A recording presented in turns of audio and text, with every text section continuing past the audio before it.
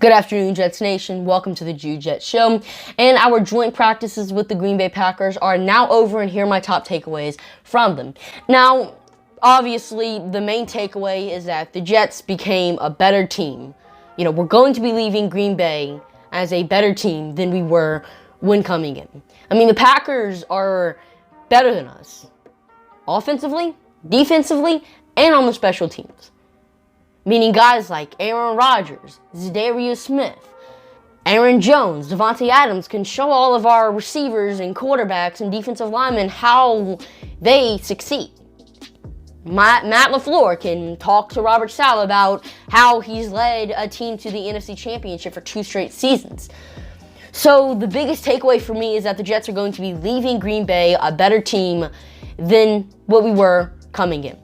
And that is perhaps the main takeaway. Now, the New York Jets did get hit with a massive injury bug in Green Bay. Carl Lawson, our star edge rusher, tore his Achilles and is going to be out for the season.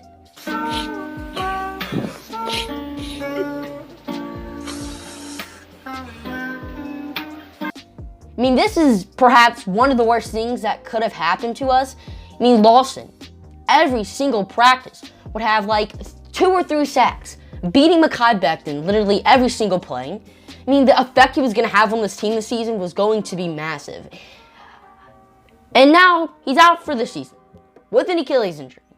Obviously you have to feel for the guy. An Achilles injury is very serious. You can't walk for a long time. I don't know which foot he tore it in, but that's going to hurt so bad. And Lawson is about to enter his prime. He's like 26 years old. He was about to have his best season of his career. And now he can't because of a torn Achilles. Who knows if he's going to come back the same? Kevin Durant did. Other players who tore their Achilles have come back okay. But it still sucks to see that Carl Lawson, our star edge rusher, is going to miss the season with an Achilles injury. And also Zane Lewis, who's been having a very good training camp, tore his ACL and is also going to be out for the season.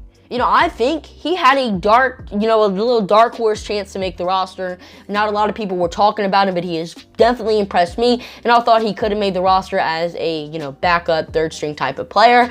But he's most likely going to be waived and then placed in the IR because of this injury. So definitely sad to see that 2 of our guys who have been having really good training camps are going to be out for the season. Now, Zach Wilson had up and down performances. Yesterday, he sucked, threw multiple interceptions, got sacked multiple times, and just didn't have a good day. But today, I don't believe he threw any interceptions, didn't get sacked a whole lot, and threw a couple touchdowns. So, good performances and bad performances from the quarterback. Now, he did speak to Aaron Rodgers. We have picture proof of it. So, I don't know if that could have, changed something in his performance from yesterday to today, maybe influenced him or did something to him, but it was good to see that Rodgers was in fact talking to Zach Wilson, was actually very enthusiastic about it. He posted it on his Instagram story saying that him and Wilson have a lot of swag, so that was good to see that a kind of a relationship formed between Rodgers and Wilson. Now, I also want to mention that the offensive line did not perform well in Wednesday's practice like Zach Wilson. They were one of the main reasons that Wilson just got sacked a whole lot. Elijah Vera Tucker needs to come back soon because while I love Dan Feeney, he's just not that good of a football player. Mekhi Becton also was struggling.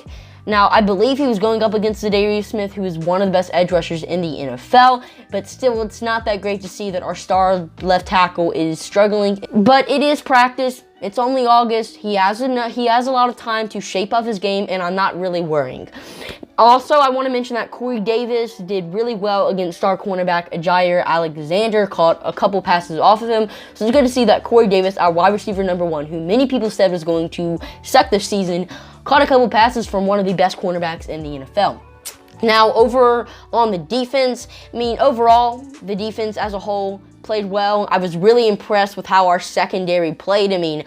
Bryce Hall, Blessing and Austin were putting clamps on the Packers receivers. I mean, I don't know if you guys saw that highlight video, but Aaron Rodgers threw a pretty deep ball to Devontae Adams, and Bryce Hall just swatted it out of his hands. I mean, it was a good throw and everything. Bryce Hall was there to make the play. Blessing and Austin also had some really good coverage on Marquez Vandal-Scanning. I mean, I always was a fan of not adding a veteran cornerback because I thought, giving them more reps were going to make them better players, and it seems like the experiment is in fact paying off.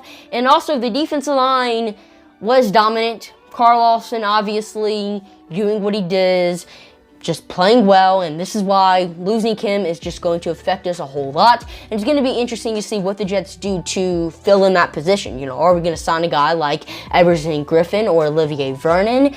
But since they're like in their 30s and Saleh is against adding people in that age range, are we just going to stick with John Franklin Myers and Bryce Huff? And you also can't forget Vinny Curry's on the roster. He's going to be out for the first couple of weeks of the season. So it's going to be interesting to see what we do to fill in the, absence of Carl Lawson. But overall, the joint practices with the Packers, I think, are a success. I mean, as I said earlier, we are going to be leaving Green Bay a better team, and hopefully a winning team as well. And my preview for the Jets and Packers preseason game is going to be coming out tomorrow, probably about 8 o'clock. Well, that's all I got for you guys today. If you ended up enjoying, let me know by hitting the subscribe and like button. Check me out on Instagram, Twitter, and TikTok at Jude_Jets for more content. And comment down below what you thought of today's video. And if for some reason the comments are turned off, just hit me up on my social medias. Well, I'm your host, Jude, signing off for now. See you later.